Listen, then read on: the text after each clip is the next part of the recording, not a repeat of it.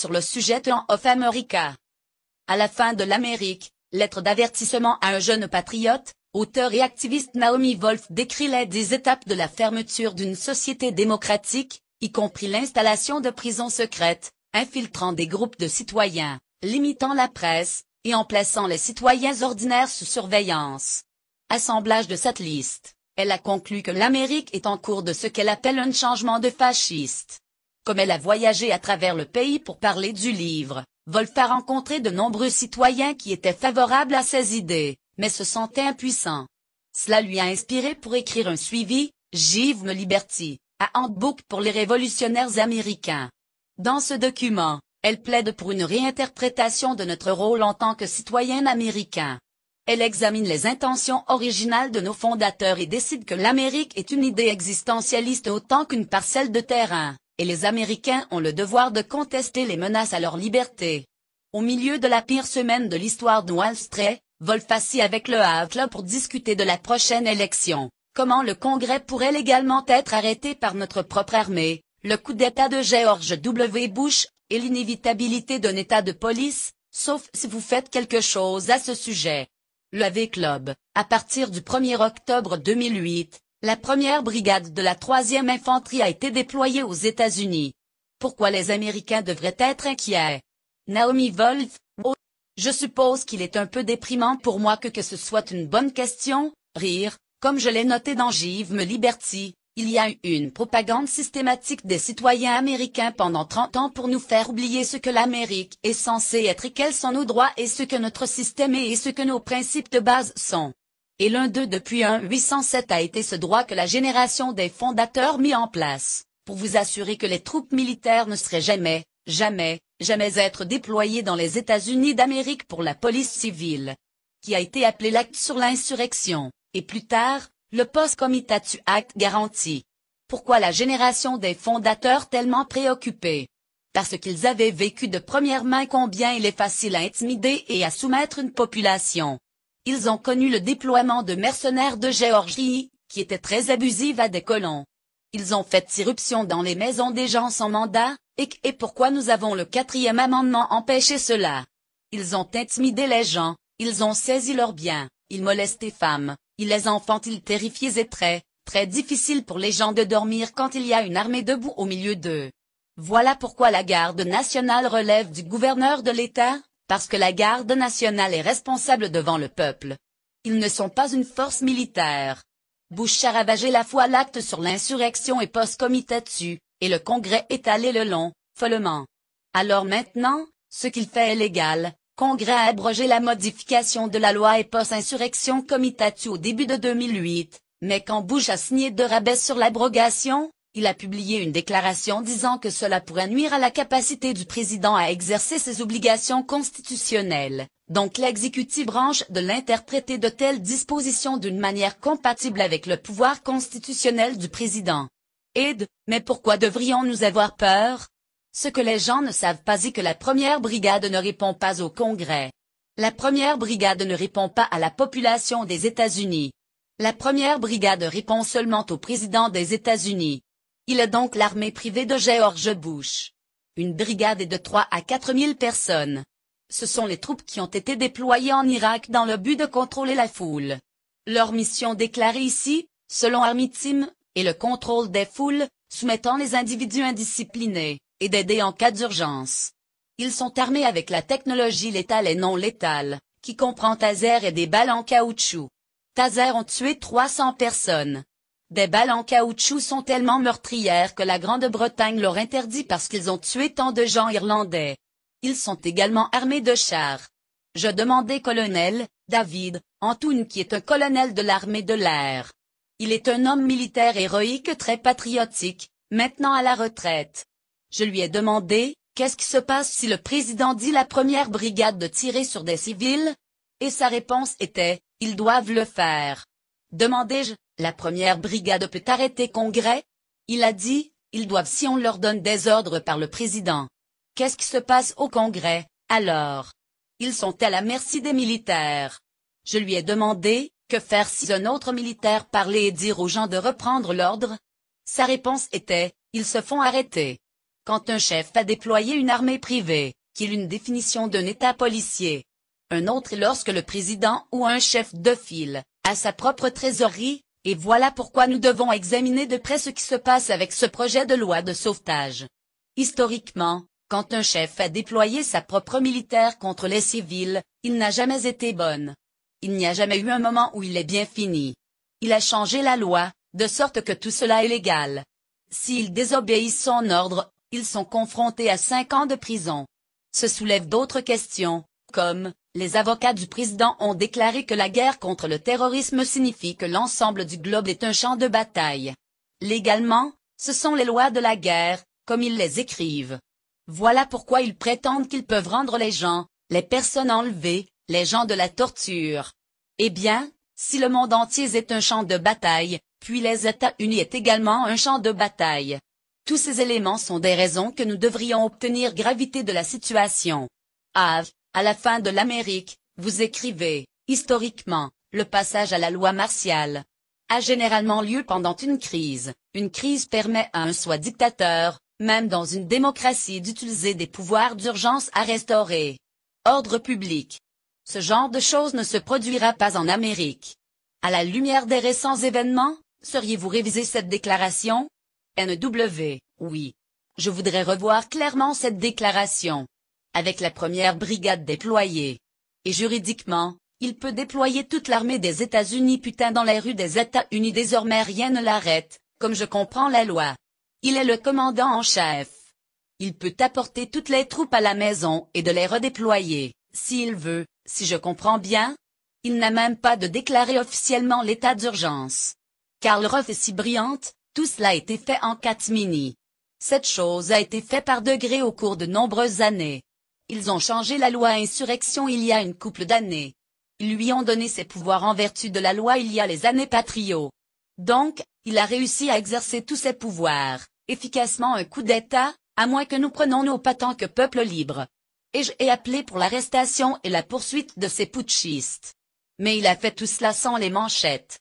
Il a fait tout cela légalement, par la ruse, par cette direction. Il est très possible pour lui de déclarer un état d'urgence. Si cette crise économique est une menace affligeant avec une crise approche d'une élection, je suis préoccupé par l'équipe Bush. Je voudrais appeler l'attention des gens à la langue que Bush a utilisée dans son discours sur la crise économique, et que Palin a utilisée. Au lieu de dire, nous allons calmer les marchés, nous allons passer à travers ce à cause des mesures que nous prenons.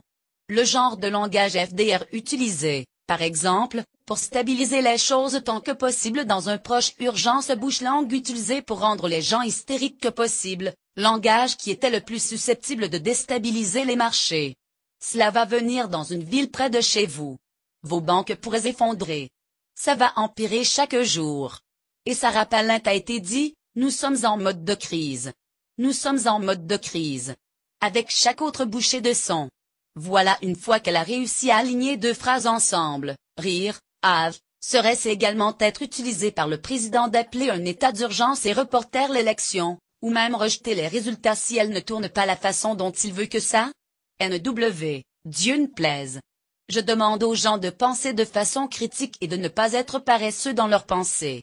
Il y a eu toute cette législation mise en place, tous ces actes volontaires au cours de 7 ans, passer le Patriot Act pour lui donner ses pouvoirs, changer l'acte sur l'insurrection, se débarrasser de post-comitatue, accumulation Blackwater, établir que Blackwater peut fonctionner en dehors de la primauté du droit, de déployer les troupes, passer la continuité des actions du gouvernement, passer la directive présidentielle 51, ce qui lui donne une puissance totale dans un état d'urgence qu'il peut déclarer. Je veux dire, peut-on se tromper juste sur le côté de la pensée critique et de nous demander, sommes-nous pas stupides ou dans le déni de supposer que tout cela est fait dans le vide, ou tout simplement au hasard? En d'autres termes, toute ma lecture de l'histoire indique qu'il a le pouvoir de suspendre l'élection si elle ne va pas son chemin. Il a le pouvoir de corrompre l'élection. Si les gens vont à leur lieu de vote et se fâchent parce que des centaines de milliers d'entre eux sont délibérément éliminés à partir de rouleaux de vote par le biais de malversations républicains, ce sont des individus indisciplinés. Il a le pouvoir d'envoyer la première brigade, ou fédéraliser la garde nationale, de soumettre agressivement ses citoyens. Il a le pouvoir de faire toutes ces choses, et je suppose que je suis juste à essayer d'alerter les Américains sur le fait que lorsque vous avez toutes ces mesures prises par un chef qui cherche à écraser une démocratie, et je pense que la preuve est à peu près à partir de l'année dernière, je pense que nous sommes plus que stupides si nous allons, non, non, non. Il n'a jamais passé ici. Voilà ce qu'ils veulent faire. Il n'a pas de suspendre l'élection. L'élection est d'arrêter les gens qui s'y opposent, et le premier électeur qui est tasé à mort va soumettre tout le monde et garder tout le monde à la maison. Il pourrait corrompre.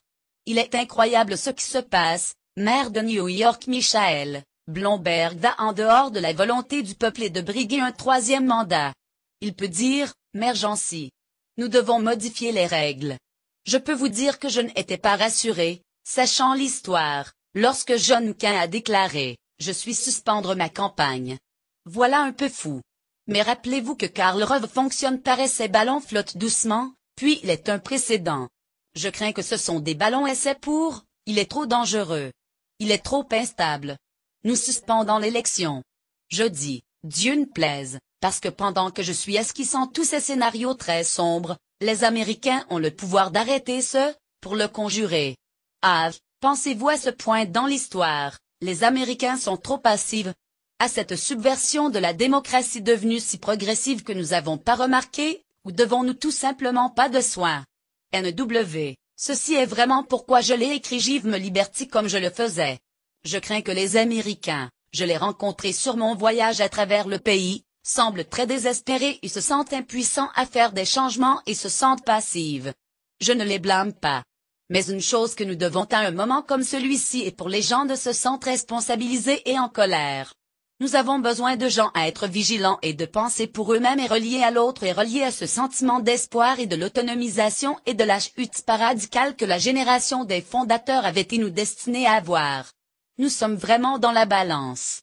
Les gens pouvaient choisir soit et ce qui est arrivé en Allemagne et ce qui est arrivé en Italie, vous voyez encore et encore vous détourner, ou blâmer le messager, ou dire, eh bien, ça se passe à ces gens là-bas. Il ne m'a pas encore touché. Je vais passer au travers. Je se retirer pour mûrir. Suis à moi-même alignement avec. Il est insensé que les gens pensent qu'ils peuvent se rallier et être en sécurité dans un état policier. Encore et encore, les gens pensent, eh bien, si je fais juste ce que cette administration veut, je serai en sécurité. Dans un état de police, il n'y a pas de sécurité. Ils prennent leurs propres gens tout le temps. Staline l'a fait. Hitler l'a fait avec nuit des longs couteaux. Ils sont toujours purgés leurs propres collègues, leurs propres alliés. Mais si les gens se réveillent, la pensée critique, et se mettent en colère, nous sommes reliés à ce courage que la génération des fondateurs nous censés avoir. L'histoire montre que des millions ne vont tout simplement pas long, résistent à tout niveau et je parle tout le chemin jusqu'à la destitution bipartite et l'arrestation des dirigeants du coup il ne peut pas se produire. Mais nous devons agir maintenant. En particulier les conservateurs et indépendants, ils doivent obtenir que ces gens ne sont pas conservateurs, ils sont des criminels. On ne parle pas des républicains contre les démocrates, il est au sujet d'un régime criminel contre le peuple des États-Unis d'Amérique. Ils ont besoin de tendre la main à leurs dirigeants au Congrès et leur armée et de dire, regardez lieu. Le coup d'État a pris. Arrêtez ces personnes, saut de page, dans le dernier tiers de me donner la liberté, vous explique en quoi les citoyens peuvent organiser et se donner les moyens de faire ce genre de demande. Mais les gens ne sont pas plus susceptibles d'asseoir et espèrent que d'autres personnes vont faire le travail difficile de défendre la liberté. NW, ce que vous venez de dire est à la fois vraiment vrai et vraiment pas nécessairement vrai. Nous sommes tous épuisés. Une partie de cette poussée autonomisation des intérêts particuliers pour obtenir les citoyens à abandonner et faire du shopping et jouer aux jeux vidéo et donne leur pouvoir. Ce sont les gens qui travaillent 2 emplois étant épuisés, à peine obtenir de chèques de paie. Ils jouent en elle. Même les gens qui sont relativement privilégiés sont épuisés et débordés et pensez, je ne vais pas commencer un mouvement politique. Je ne vais pas tenir une assemblée publique. Je ne pense que beaucoup de qui est conditionné. Il est aussi ce que nous sommes formés pour penser comme socialement normatif et possible. Je ne veux pas le faire et être un boumet ennuyeux, Mais les années 60 et des années 70 je grandis dans le Haïti, gens autour de moi allaient à l'école le jour et toute la nuit à voir longtemps ces réunions incroyablement passionnantes, la mobilisation, la marche, la rédaction des déclarations. Il était très enivrante. Il était très énergisant. Nous avons vraiment beaucoup oublié de ces compétences. Ou ils n'ont pas été transmis. Il est utile aux gens qui nous contrôlent d'avoir ces compétences ne soient pas disponibles. Mais je veux aussi que nous pensions. Combien d'heures par jour à regarder la télévision, nous sommes? Combien d'heures par jour lisons-nous Gawker? Combien d'heures par jour nous avons isolé les uns des autres? Quand les gens cette conscience de la façon dont les choses sont censées être dans ce pays que le lieu de l'agence est en eux, qu'ils sont censés être le paramètre l'ordre du jour, si les gens croient cela, ils deviennent très excités Ouais, il est ennuyeux d'avoir cette charge supplémentaire de sauver le pays, rire, d'autre part, si je peux convaincre les gens de rien, aussi ennuyeux que vous pensez que ce genre de choses est, il n'est pas aussi mauvais que la vie dans un état policier. Il n'est pas comme ça va aller. Comme, les gens disent, eh bien, ce sera mauvais pour quelques années et ensuite il ira loin. Ça ne va pas disparaître si nous ne prenons des mesures dès maintenant. Pensez-vous que les Américains comptent en grande partie sur l'idée que l'Amérique peut se fixer, car après tout, il est l'Amérique. NW. Il compte sur cela. Il compte sur nous tous avoir cette réaction. Je ne juge pas. Je ne veux pas faire ça. Je veux être écrit chic-li, rire, je ne veux pas parler de ces choses. Je ne veux pas être de penser à eux. Mais, vraiment, si chacun de nous ne pense pas, il est vers le bas pour moi et mes voisins, alors rien de bon qui va se passer. Bon, maintenant, je vais être vraiment désagréable. Les gens qui sont venus de l'âge et à partir des années 80 seront connus une forme d'activisme qui est très stérile et ennuyeux. Il n'est pas tant que ça amusant d'être un activiste. Cela est en partie par la conception. Ils sont protestations stériles et anonymes mais militantisme pas le genre de choses où les gens tombent en amour, former des amitiés pour la vie, et voir le changement qu'ils font juste en face d'eux. Je l'ai vu que, quand les gens commencent à éprouver de faire ces choses ensemble et le pouvoir dont ils disposent. Mais quand vous parlez de mouvements dans les apostrophes 60, vous parlez de gens qui ont été traînés à la guerre par le projet de mourir pour quelque chose qu'ils ne croyaient pas en dans les années 60, il était assez clair ce qui était passe, afin que les gens ont agi en conséquence. Qu'est-ce que vous parlez maintenant est subversive, graduelle menace législative à la démocratie. NW, vous avez tout à fait raison à ce sujet. Tel est le défi, en expliquant aux gens qu'ils sont renversés sur la tête. Il est juste qu'ils vont venir pour passer à travers la porte arrière sous le couvert de la nuit, dans l'obscurité législative. Vous avez raison. Je suppose que c'est pourquoi je continue de parler et d'écrire et de parler et d'écrire. De le transmettre est un danger d'une manière encore plus grave que la guerre dans une démocratie stable qui sous ses jeunes hommes mort de leur décès. Il est insidieux, mais ça va être beaucoup, beaucoup plus dangereux. Si cela réussit, nous ne serons pas en mesure d'y mettre fin sans législativement, à Dieu ne plaise, des conflits très effrayants. Les gens doivent comprendre la nature de la menace à un niveau viscéral, et je pense que le déploiement des troupes, espérons-le, est la chose qui frappe les gens sur la tête. Mais il est à peu près comme la guerre du Vietnam et plus comme l'Europe de l'Est, était. Des millions de personnes ont à restaurer la liberté et doivent comprendre le danger et les risques personnels qu'ils rencontrent dans un État policier. Lors d'une allocution, l'autre soir, vous avez mentionné une histoire sur la façon dont à la Convention nationale républicaine, la police visait à arrêter un groupe de vétérans de la guerre en Irak qui protestaient contre la guerre, mais la police a refusé d'exécuter l'ordre. Est-il possible qu'il ne soit trop tard pour lutter contre les 200 ans de la démocratie? NW. Bon, eh bien, vous pouvez avoir raison et peut-être que je me trompe. Mais les fondateurs nous auraient voulu se tromper sur le côté de la prudence et de ne pas supposer que cela va arriver. Chacun de nous a un rôle à jouer. Pour vous de faire cette interview est raisonnablement osé, vu qu'il y a eu une panne d'impression totale, rire, mais si ça parle comme un journaliste ou déposer les armes tant que soldat, qui est terriblement risqué, vous êtes confronté à 5 ans de prison ou si elle est debout au Congrès, ou affronter vos représentants à se lever au Congrès, ou de refuser d'arrêter les manifestants, de nombreux actes de désobéissance civile doivent se produire. Je suppose que si je pouvais dire une chose, il est que chacun de nous doit prendre ses mesures. Nous ne sortirons pas de cette si nous déléguons ces étapes à quelqu'un d'autre, ou supposons qu'ils vont se produire. L'Allemagne était une démocratie parlementaire avec beaucoup de gens, humains et décents qui a continué à écrire dans leurs journaux. J'ai lu ces revues, ces mémoires. Sûrement nos dirigeants vont arrêter ce non-sens. Il y a sûrement quelqu'un va prendre ces voyous. Sûrement le pendule va basculer vers l'arrière. Tout le monde était assis à la maison va. Eh bien, ils ne sont pas venus pour moi. Cela est fou, mais sûrement quelqu'un va prendre soin d'elle. Nous devons tous prendre soin d'elle. Ah, vous êtes allé sur le disque comme un partisan de Barack Obama à la présidence. Pourquoi? Que peut-il faire face à toutes ces choses dont nous avons parlé? NW, très bonne question. Pourquoi suis-je voté pour Obama? Obama, de tous les candidats, est le seul des principaux candidats, même plus qu'Hillary, quand ils couraient les uns contre les autres à parler en faveur de la défense de la Constitution et de la séparation des pouvoirs. Maintenant, il a gravement trahi ses valeurs avec son vote sur la FISA, par exemple. Et je ne pense pas qu'il va résoudre ces problèmes, s'il est élu, sans notre participation.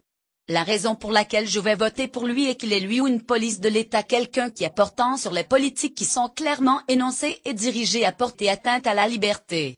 Il est certainement le moindre de deux mots. Qu'est-ce qu'il va faire de stabiliser la situation suffisamment longtemps pour que ce qui est vraiment de se produire, qui est un mouvement de la démocratie de masse par les citoyens à tenir ses pieds sur le feu et de renforcer sa main. Al Gore était un bon gars et il a voulu donner à des horaires variables aux femmes américaines qui tentent de concilier travail et famille, mais ils ne pouvaient pas parce que les intérêts d'affaires sont organisés, et ils ne veulent pas que cela se produise. Mais les mamans n'organisent pas.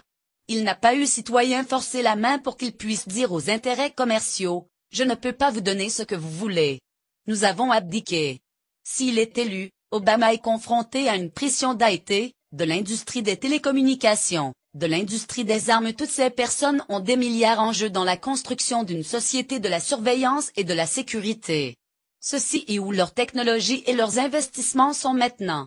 Ils ne font pas des systèmes d'armes de la guerre froide, ils ont investi dans une menace terroriste et subvertir la Constitution parce qu'elle est lucrative. Il ne peut pas résister à ses intérêts ou même nous dire qu'il ne peut pas supporter à eux sans notre mobilisation pour forcer la main et les contrer. Voilà pourquoi je l'ai appelé pour un référendum national afin que nous puissions, dans un battement de cœur, par exemple, vous savez ce que fut que nous voulons mettre fin à la guerre en Irak. 78% d'entre nous veulent mettre fin à la guerre, nous sommes fin de la guerre. Nous avons besoin d'un mouvement radical des citoyens pour renforcer sa main. Les dictatures les plus célèbres de l'histoire ont été presque toujours rendues possibles par la combinaison de la menace de la guerre et une crise économique. Nous avons maintenant les deux, mais il peut donner lieu à peut-être opposé au premier président afro-américain qui veut que les choses comme les soins de santé universels, d'apporter à nos troupes à la maison, et un système fiscal plus équitable. NW, cela est vrai. Et je tiens à faire confiance et croire que l'esprit américain de la résistance va gagner le jour, mais je continue d'avoir à être présent donné Cassandra personnes en disant que sans démonter cet appareil législatif horrible qui a essentiellement donné George Bush pouvoir dictatorial, l'esprit de Amérique ne suffit pas. Nous devons avoir cet esprit, mais nous devons avoir des tactiques et des stratégies et un mouvement et une victoire. Et pas seulement à l'isoloir. Mais je l'espère, je l'ai fini sur une note positive, parce que je ne veux pas que les gens soient suicidaires. Je veux qu'ils soient sous tension et en colère.